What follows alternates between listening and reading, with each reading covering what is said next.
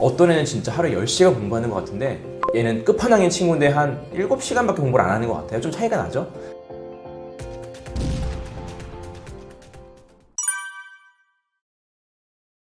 저는 제가 과거에는 그게 거짓말이다, 저거 뻥이다 이렇게 생각을 했어요. 네. 근데 지금은 인정을 합니다. 이유가 교과서를 이해하려면 똑똑해야 돼요. 교과서는 이게 많은 양의 지식을 한 권의 얇은 책에 담아냈기 때문에 흐름이 거의 없습니다.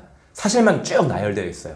근데 이걸 이해하려면은 일반적인 사람은 개념에 대한 이해가 없으면 이해를 못 하거든요. 근데 수능 만점자 친구들은 개념을 많이 알기 때문에 교과서만 읽어도 교과서 위주로 중심으로 뭔가를 이해하려고 노력해도 해석이 돼요, 이게. 그래서 저는 그 말이 이제는 맞다고 생각을 하고, 그 친구들은 대신에 그 시간을 줄이는 거죠. 참고서 볼 시간, 인강 들을 시간, 설명 들을 시간을 줄여서 교과서 위주로 중요한 거 체크하고 모르는 거 위주로만 확장해서 공부를 했겠죠. 그래서 저는 이 말을 인지 믿고 있고, 네, 과거에 제가 그들을 뭔가 거짓말 했던 거는 좀 이제는 반성하고 있습니다. 네, 가능합니다. 네.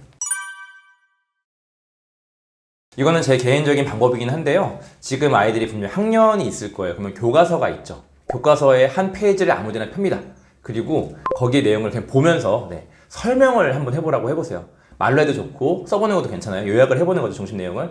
그거를 비교해 봤을 때 결과적으로 거의 다 해냈다. 그럼 그 점수를 주시면 됩니다. 100% 했네? 100점. 한 50%밖에 못한 것 같은데 50점. 이런 식으로 평가를 해보시면 아예 수준 알 수 있고, 근데 50% 이하라고 한다면 꼭 중요한 게 전년도 학년의 교과서를 가지고 공부를 다시 하고 넘어갈 수 있게 해주세요.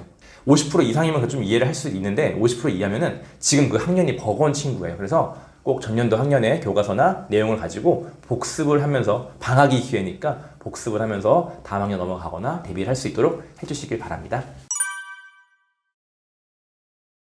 워낙에 또 여긴 또 치열하기 때문에 외국에서는, 제가 근무했을 때 그 장소에는 치열했는데 독보적인 아이들이 또 있긴 있죠, 그 와중에. 저는 근데 자기 관리라고 생각을 해요. 절제, 자기 관리. 왜냐면 결국 고등학교 때는 승부를 보는 게 공부이 아닌데요, 정해진 시간 안에 누가 더 공부를 많이 했느냐, 내가 끝까지 참고 했느냐, 이게 중요하기 때문에 정말 그 우등생들의 끝판왕들은 자기 절제가 분명하고, 혹은 이제 효율성을 높이는 공부를 많이 하는데 이게 다른 게 아니라 이렇게 말씀을 드리고 싶어요. 어떤 애는 진짜 하루에 10시간 공부하는 것 같은데 얘는 끝판왕인 친구인데 한 7시간밖에 공부를 안 하는 것 같아요. 좀 차이가 나죠? 근데 이 친구가 더 많이 공부를 잘하고 또 많이 하는 것 같잖아요. 그 이유가 뭘까요? 이 후자인 친구는 정말 그냥 앉아서 공부하는 시간이 많았던 거고, 전자인 친구는 티는 안 났지만 7시간이었지만 이동하면서, 이 닦으면서 이런 순간순간에도 생각을 하고 있거든요. 수학 문제가 안 풀렸는데 이거 뭐였지? 사실 이거 합치면요, 사실 이 친구는 14시간일 수도 있어요. 요걸 좀 알았으면 좋겠어요. 진짜 공부하는 시간도 중요하지만 내가 생각하는 시간을 과연 하루 종일 정말 뇌를 쓰고 있느냐, 풀가동해서 공부에 쓰고 있느냐, 아니면 앉아있는 시간만 많으냐. 저는 그 차이라고 생각을 해서 최상의 친구들은 좀 그게 다르지 않을까. 근데 그게 자기 결정인 게, 자기가 딴 걸 안 하는 거잖아요. 그 시간도 지금 자기가 공부에 대해 생각을 하고 있는 거니까 자기 관리, 절제 이런 것들을 좀 우리가 키워드로 갖고 갔으면 좋겠습니다. 이거는 정말 많은 연구 결과가 있었어요. 우리 옛날에 막 아침형 인간 이런 게 붐이 있었고, 제가 최근에 읽었던 책 중에서 우리는 잠을 왜 자야 할까라는 책이 있는데 거기에서 저는 답을 좀 얻었거든요. 일단은 일반적인 사람들은 40% 정도가 저녁형 인간인데, 또 그 중간인 계층도 있는데 다 합치면 한 70% 될 거예요. 근데 그 친구들도, 그 사람들도 사실은 저녁형에 가깝다고 얘기를 해요. 그러니까 일반적인 사람은 아침형보다 저녁형이 훨씬 많습니다. 근데 문제가 뭐냐면, 우리가 이제 잠을 자는 시간이, 새벽에 잠을 충분히 안 자면요, 잠자는 시간이 7시간이 안 되면은 뇌가 충분히 안 쉬어서 다음날 기능을 제대로 못 한다고 얘기를 해요.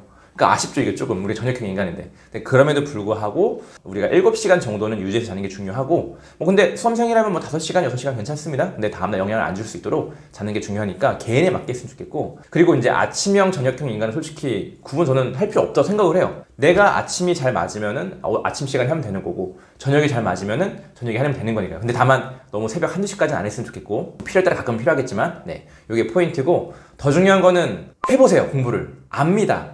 내가 오전에 공부가 집중이 잘 되는구나, 나는 오후에 집중이 잘 되는구나, 밤에 잘 되는구나, 알게 될 거예요. 개인차가 있어요. 그걸 빨리 찾으시고 공부를 해봐야 알 수 있습니다. 찾으신 다음에 그 다음에 이제 이걸 가지고 우리가 거기에 맞게 메타인지를 활용해서 공부를 하는 거죠. 추가적으로 내가 컨디션이 좋은 시간에는요, 어려운 과목을 하거나 힘든 걸 하시는 거고요. 내가 집중이 안 되는 시기에는 쉽고 잘할 수 있는 걸 하시면은 공부량을 늘릴 수가 있어요.